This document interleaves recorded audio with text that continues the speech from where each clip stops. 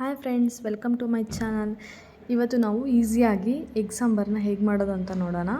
ಮೊದಲಿಗೆ ನಾನಿಲ್ಲಿ ಬಾಣಲೆಗೆ ಸ್ವಲ್ಪ ಎಣ್ಣೆ ಹಾಕ್ಕೊಂಡು ಅದಕ್ಕೆ ಸ್ವಲ್ಪ ಒಂದು ಮೀಡಿಯಮ್ ಸೈಜ್ ಈರುಳ್ಳಿ, ಸ್ವಲ್ಪ ಜೀರಿಗೆ, ಬೆಳ್ಳುಳ್ಳಿ, ಕರಿಬೇವು ಮತ್ತು ಒಂದು ಏಲಕ್ಕಿ, ಒಂದು 3ರಿಂದ 4 ಲವಂಗ, ಒಂದು ಚಕ್ರ ಮಗು ಹಾಕ್ಕೊಂಡು ಸ್ವಲ್ಪ ಫ್ರೈ ಮಾಡ್ಕೊತಿದ್ದೀನಿ.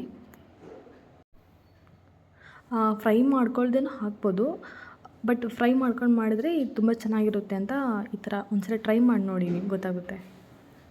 ಸ್ವಲ್ಪ ಕಲರ್ ಚೇಂಜ್ ಆದರೆ ಸಾಕು.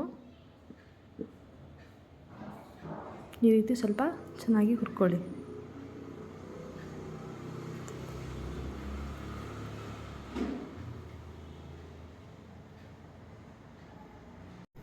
ಇವಾಗ ಹುರ್ಕೊಂಡಿರೋದನ್ನ ನಾನು ಜಾರ್ಗೆ ಹಾಕ್ಕೊತಿದ್ದೀನಿ ಮಿಕ್ಸಿ ಮಾಡ್ಕೊಳ್ಳೋಕ್ಕೆ. ಮತ್ತು ಅದಕ್ಕೆ ಒಂದು ಟೊಮೆಟೊ ಹಾಕ್ತಿದ್ದೀನಿ ನಾನು. ಅಂದರೆ ನಾನಿಲ್ಲಿ ಮಾಡ್ತಿರೋ ಕ್ವಾಂಟಿಟಿ ಬಂದು ಇಬ್ಬರಿಗೆ ಮಾತ್ರ ಮಾಡ್ತಿರೋದು. ನಿಮ್ಗೆ ಜಾಸ್ತಿ ಬೇಕಂದರೆ ಡಬಲ್ ಮಾಡ್ಕೊಳ್ಳಿ ಕ್ವಾಂಟಿಟಿನ. ತುಂಬ ಬೇಗ ಆಗುತ್ತೆ, ತುಂಬ ಸಿಂಪಲ್ಲಾಗಿ ಟೇಸ್ಟಿಯಾಗಿ ಚೆನ್ನಾಗಿರುತ್ತೆ.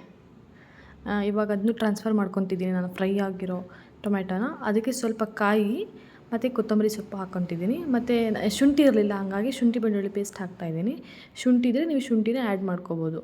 ಇದಕ್ಕೆ ನಾನು 2 ಸ್ಪೂನು ಖಾರದ ಪುಡಿ ಹಾಕ್ತಿದ್ದೀನಿ. ನಿಮಗೆ ಖಾರ ಜಾಸ್ತಿ ಬೇಕು ಅಂದರೆ ಇನ್ನೊಂದು ಸ್ವಲ್ಪ ಜಾಸ್ತಿ ಹಾಕ್ಕೋಬೋದು. ಈ ರೀತಿಯಾಗಿದ್ದನ್ನ ಚೆನ್ನಾಗಿ ಪೇಸ್ಟ್ ಮಾಡ್ಕೋಬೇಕು. ಆಮೇಲೆ ಗ್ಯಾಸ್ ಮೇಲೆ ಒಂದು ಪಾತ್ರೆ ಇಟ್ಕೊಂಡು ಸ್ವಲ್ಪ ಎಣ್ಣೆ ಹಾಕಿ ಪೇಸ್ಟ್ ಮಾಡ್ಕೊಂಡಿರೋದನ್ನ ನಾನೆಲ್ಲ ಆ್ಯಡ್ ಮಾಡ್ತಾಯಿದ್ದೀನಿ. ಕೆಲವೊಬ್ಬರು ಈರುಳ್ಳಿನ ಹಾಕ್ತಾರೆ, ಬಟ್ ಕ್ವಿಕ್ಕಾಗಿ ಹಾಕಬೇಕು ಅಂದರೆ, ಮತ್ತು ನಾವು ಈರುಳ್ಳಿ ಎಲ್ಲ ಆಲ್ರೆಡಿ ಫ್ರೈ ಮಾಡಿರೋದ್ರಿಂದ ಅವಶ್ಯಕತೆಯೂ ಇರಲ್ಲ. ಇವಾಗಿದು ಚೆನ್ನಾಗಿ ಎಣ್ಣೆಯಲ್ಲಿ ಫ್ರೈ ಆಗಬೇಕು. ನಾವು ಆಲ್ರೆಡಿ ಫ್ರೈ ಮಾಡಿರೋದ್ರಿಂದ ಹಸಿ ವಾಸನೆ ಏನು ಬರೋಲ್ಲ, ಬಟ್ ಈ ಥರ ಇನ್ನೊಂದು ಸಲ ಎಣ್ಣೆ ನೀಟಾಗಿ ಫ್ರೈ ಮಾಡಿಕೊಂಡ್ರೆ ಟೇಸ್ಟ್ ತುಂಬ ಚೆನ್ನಾಗಿ ಬರುತ್ತೆ. ಹೀಗೆ ಇದನ್ನ ಚೆನ್ನಾಗಿ ಫ್ರೈ ಮಾಡಿಕೊಂಡು ಸೈಡಿಗೆಲ್ಲ ಎಣ್ಣೆ ಈ ಥರ ಬಿಟ್ಕೋಬೇಕು. ಆ ಥರ ಸ್ವಲ್ಪ ಚೆನ್ನಾಗಿ ಫ್ರೈ ಮಾಡ್ಕೊಳ್ಳಿ. ಇದಕ್ಕೆ ಸ್ವಲ್ಪ ನಾನು ಗರಂ ಮಸಾಲ ಮತ್ತು ಒಂಚೂರು ಅರಿಶಿನ ಹಾಕ್ತಿದ್ದೀನಿ. ಮತ್ತು ಇದು ಜಾರ್ಗೆ ಸ್ವಲ್ಪ ನೀರು ಹಾಕ್ಕೊಂಡು ಇದನ್ನ ಆ್ಯಡ್ ಮಾಡ್ಕೋಬೇಕು. ನಿಮಗೆ ಎಷ್ಟು ಕನ್ಸಿಸ್ಟೆನ್ಸಿ ಯಾವ ಥರ ಬೇಕೋ ನೋಡ್ಕೊಂಡು ಹಾಕ್ಕೊಳ್ಳಿ. ನನಗೆ ಜಾಸ್ತಿ ದಪ್ಪ ಇದ್ದರೆ ಇಷ್ಟ ಆಗೋಲ್ಲ, ಹಾಗಾಗಿ ನಾನು ತೆಳುವೇ ಮಾಡ್ಕೊತಿದ್ದೀನಿ. ನಿಮಗೆ ದಪ್ಪ ಇರಲಿ ಅಂತ ಅಂದರೆ, ಗಟ್ಟಿಯಾಗಿರಲಿ, ದಪ್ಪನೇ ಇರಲಿ ಅಂತ ಅಂದರೆ ನೀರನ್ನ ಕಡಿಮೆ ಸೇರಿಸ್ಕೊಳ್ಳಿ. ಈ ರೀತಿಯಾಗಿ ನಾನು ಜಾರಿಗೆ ನೀರು ಹಾಕ್ಕೊಂಡು ಸೇರಿಸ್ಕೊಂಡೆ. ಮತ್ತು ರುಚಿಗೆ ತಕ್ಕಷ್ಟು ಉಪ್ಪು.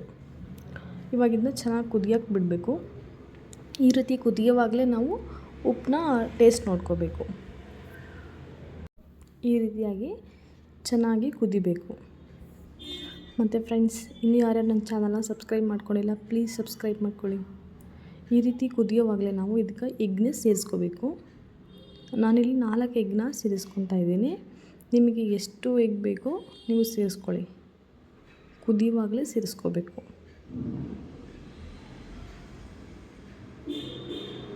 ನೋಡಿ, ನಾನು 4 ಎಗ್ನೂ ಇವಾಗ ಸೇರಿಸ್ಕೊಂಡೆ. ಈ ಟೈಮಲ್ಲಿ ನೀವು ಇದನ್ನ ಕೈ ಆಡಿಸ್ಬಾರ್ದು, ಅದೆಲ್ಲ ಮಿಕ್ಸ್ ಆಗಿಬಿಡುತ್ತೆ. ಎಗ್ ಹಾಕಿರ್ತೀವಲ್ಲ, ಇವಾಗ ಹೀಗೆ ಚೆನ್ನಾಗಿ ಸ್ವಲ್ಪ ಕುದಿಯೋಕ್ಕೆ ಬಿಡಬೇಕು. ಅದನ್ನ ಚೆನ್ನಾಗಿ ಬಾಯ್ಲ್ ಆಗುತ್ತೆ ಆವಾಗ ಎಗ್ಗೆಲ್ಲ ಹಾಕಿರೋದು.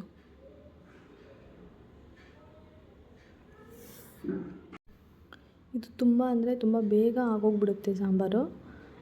ನಮಗೆ ಈರುಳ್ಳಿ, ಟೊಮೆಟೊ ಅಷ್ಟೇ ಕಟ್ ಮಾಡ್ಕೊಳ್ಳೋದಿರುತ್ತೆ, ಬೇಗ ಆಗಿಬಿಡುತ್ತೆ ಈ ಸಾಂಬಾರು. ನೀವು ಆರಾಮಾಗಿ ಟ್ರೈ ಮಾಡಿ ನೋಡ್ಬೋದು. ಇವಾಗ ಇದು ಕುದ್ದಿದೆ. ಎಗ್ ಒಂದು ಸಲ ಬೆಂದಿದೆಯೋ ಇಲ್ಲವೋ ಅಂತ ನಾನು ನೋಡಿಕೊಂಡೆ. ಇವಾಗ ಚೆನ್ನಾಗಿ ಕುದ್ದಾದ್ಮೇಲೆ ನಾವು ಇದನ್ನ ಗ್ಯಾಸ್ ಆಫ್ ಮಾಡ್ಕೊಳ್ಳೋಣ.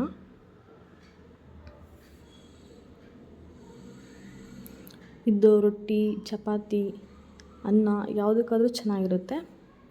ನಾನು ತೆಳು ಬೇಕು ಅಂತ ಹೇಳಿದ್ದಾರೆ. ನೋಡಿ, ತೆಳ್ಳಗಾಗಿದೆ, ಚೆನ್ನಾಗಾಗಿದೆ ಟೇಸ್ಟು.